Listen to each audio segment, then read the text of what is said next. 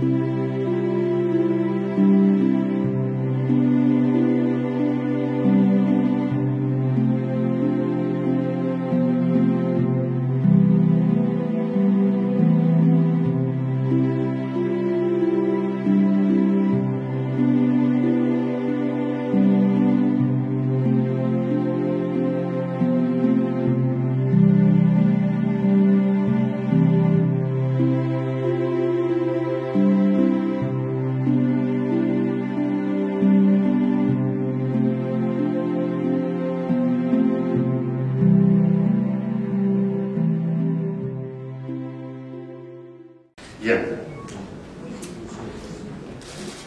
Bonjour à tous.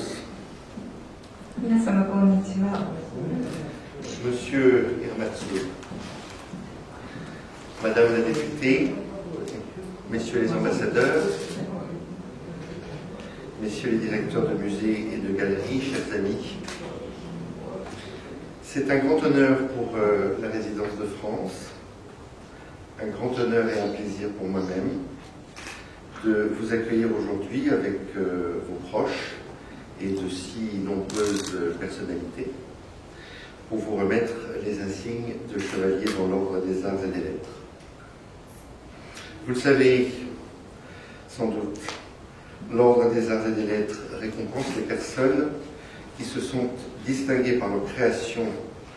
dans le domaine artistique ou littéraire, ou par la contribution qu'elles ont apportée au rayonnement des arts et des lettres en France et dans le monde. Vous y prenez aujourd'hui toute votre place, en rejoignant aussi d'autres créateurs japonais mondialement reconnus, tels que Tadao Ando, Issei Miyake, Hiroshi Fujimoto ou encore Fujiko Nakaya. Très tôt, vous montrez des dons pour le dessin et un intérêt pour les techniques de peinture de Nihonga. Suivant les codes, les techniques et les matériaux de la peinture japonaise traditionnelle, vous suivez le cours Nihonga du département d'art du lycée Asaigaoka de Nagoya, dont vous sortez diplômé en 1961. Si vous continuez à peindre, c'est la section droit et économie de l'université d'Aichi que vous rejoignez pour vos études. Vous vous en éloignez après avoir obtenu votre diplôme en 1965 et vous vous engagez dans cette carrière artistique sur laquelle nous retournons aujourd'hui avec admiration. Vous êtes un peintre de paysage dans lesquels transparaît l'influence que le grand Kawabata Ryushi a pu avoir sur vous. Vous représentez la campagne japonaise au fil des saisons, des paysages vallonnés au ciel sombre de Corée du Sud, jusqu'au gratte-ciel de Tokyo et de New York. À New York, vous y rendez dans les années 80 pour un programme artistique et vous visitez l'Empire State Building. Dans le panorama qui s'étend face à vous, vous voyez et vous dessinez une impression de ce que vous appelez un paysage extrême de la vie moderne. Puis, en 1994, vous rencontrez l'œuvre de Claude Monet. Vous êtes alors à Paris pour la première exposition personnelle que vous consacre la Galerie Jalle, et vous en profitez pour vous rendre, presque par hasard, me dit-on, au musée de l'Orangerie. Les nymphéas de Claude Monet, dont vous aviez naturellement connaissance, mais à travers des reproductions, sont une fascination qui ne vous quittera plus. Vous partez sur les traces de Monet, vous visitez sa maison de Giverny et son jardin, vous vous mettez à votre tour à dessiner. Vous retracez les motifs des peintres impressionnistes, à la façon d'un peintre de Nihonga des temps modernes. Feuilles d'or, d'argent, de platine, vous utilisez les pigments minéraux les plus précieux pour vos tableaux et paravents, avec pour motif les nymphéas. Vous nous donnez à voir l'ampleur de l'influence de l'art japonais sur les peintres français et, selon votre propre formule, vous rendez le japonisme au Japon. Vous rejoignez Monet dans votre quête de la beauté et dans votre quête des jeux de lumière. Cette dernière, centrale dans l'impressionnisme, est amenée par l'or dans vos toiles, liant habilement et avec poésie l'esthétique décorative du Nyanga et celle des impressionnistes par une interprétation personnelle de la lumière. Vous ne reproduisez pas la touche crémeuse de Monet, mais vous reprenez l'envie de saisir les variations éphémères de la nature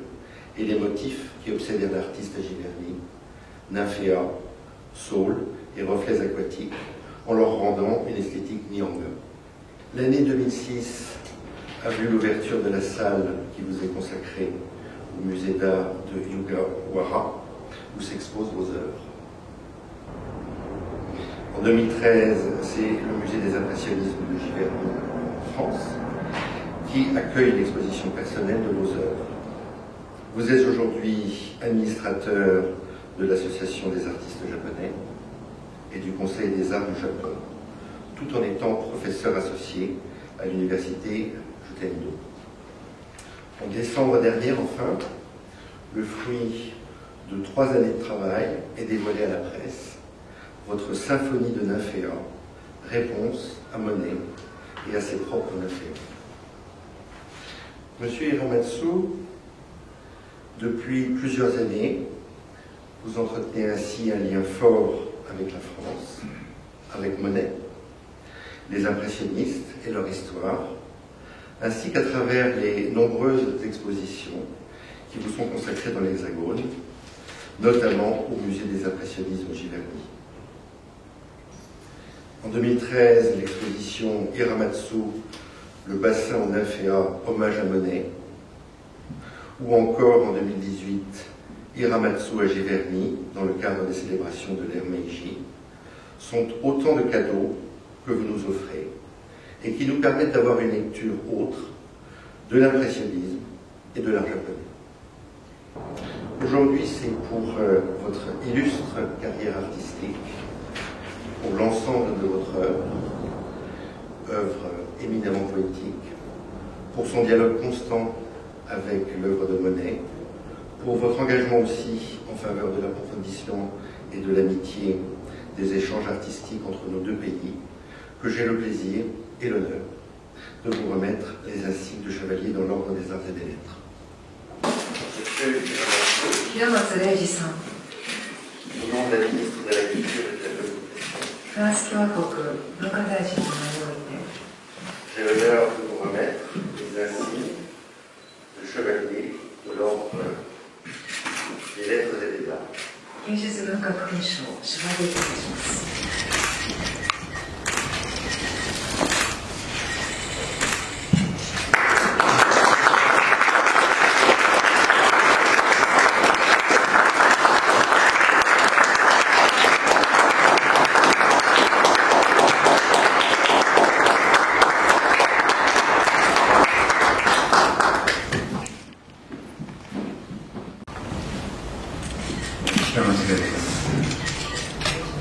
本日、歴史と伝統のある、フランス国、芸術文化勲章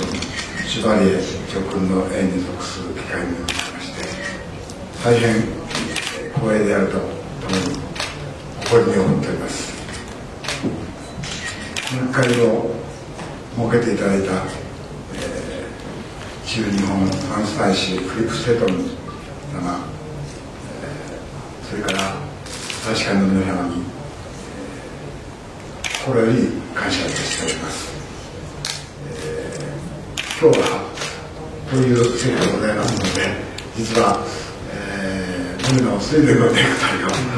やりました。これは約10年ほど前にモネ財団の、庭園長でありましたジルベール・バーエ氏、私のとても親しい友人なんですが、彼が励ましのために送ってくれたネクタイですから、ネクタイにはクロード・モネの絵が描いてあります。ですから、クロード・モネさん、それからジルベール・バーエさん、3人で今日はこの賞をいただきに伺ったつもりでございます。先先ほどご紹介いただきましたように、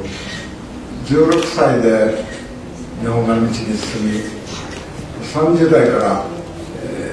東洋アジアの日本文化芸術の源流を探るために、朝鮮半島から中国大陸、イ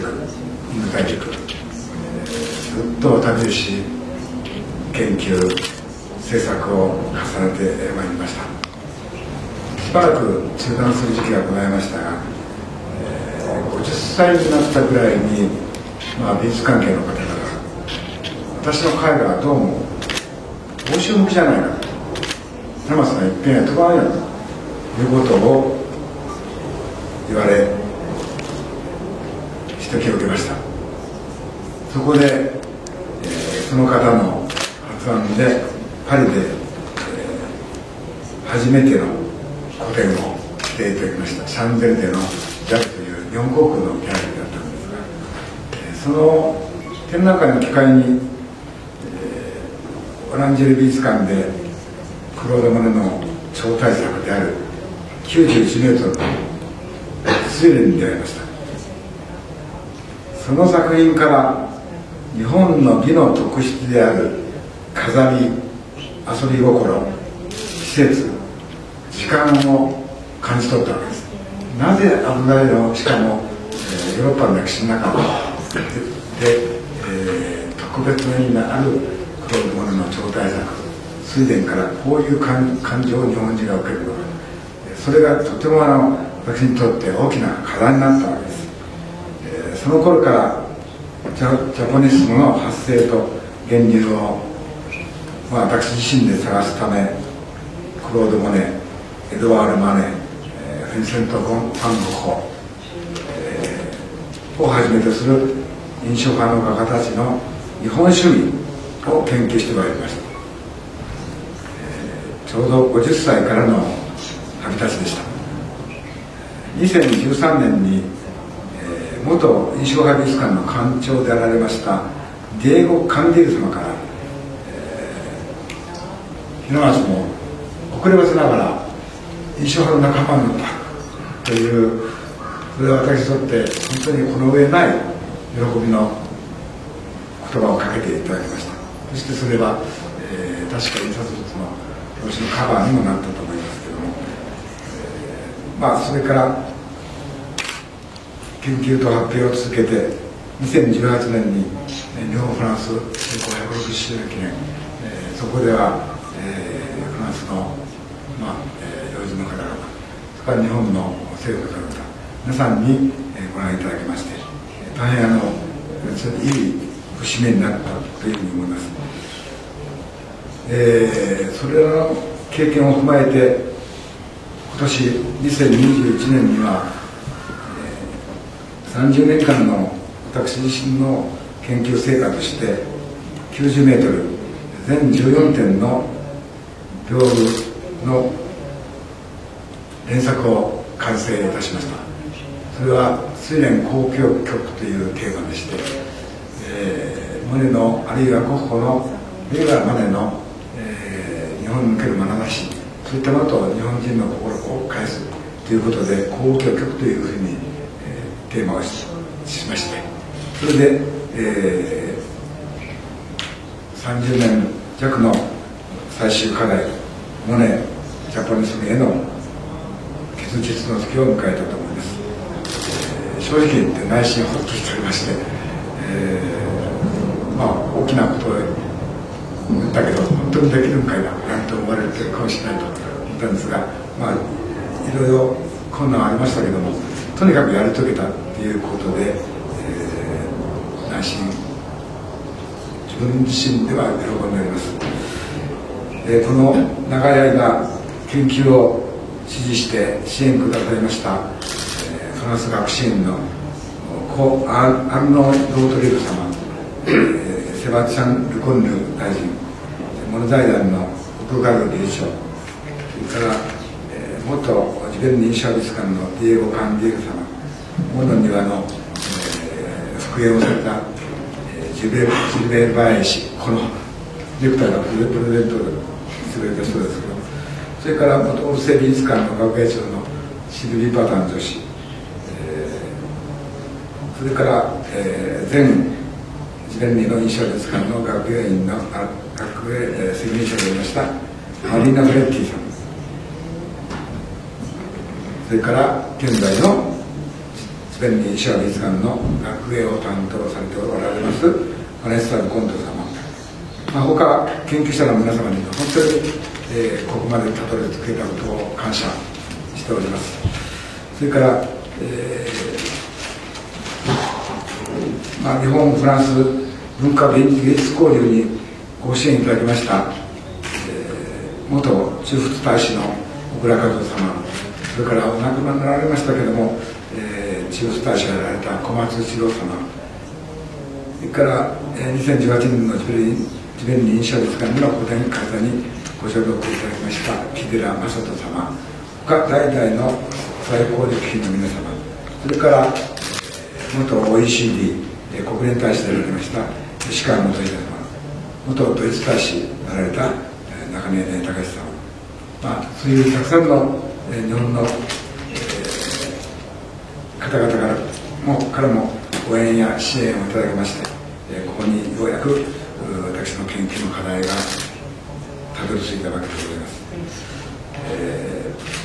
モネやゴッホやマネが北斎、広重に恋をして100年後に平松がクロード・モネに恋をしました。熱い恋でした。それから100年後にまた新しい美の恋が日本とフランスの間に永遠に続くことを願ってやりません。そして最後になりましたけれども、私の長い研究の旅、制作発表をさせてくださった日本とフランスの友人たち、それから私の家族に感謝を伝えます。ありがとうございました。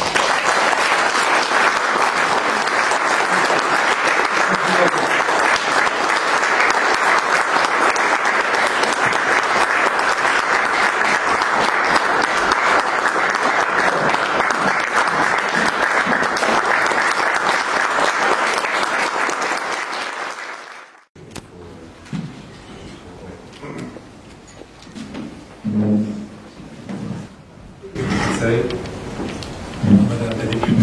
messieurs les ambassadeurs, mesdames et messieurs, chers amis, nous sommes quelques rares privilégiés aujourd'hui à entourer Maître Retsou au moment où il est honoré par la République française en raison de la situation sanitaire particulière que nous vivons. Mais ces nombreux admirateurs dans le monde, en France, au Japon, aux États-Unis, peuvent nous envier en ce moment. Et donc du fond du cœur et de notre admiration, je propose un campagne. 心からお祝いを申し上げて乾杯したいと思います。乾杯。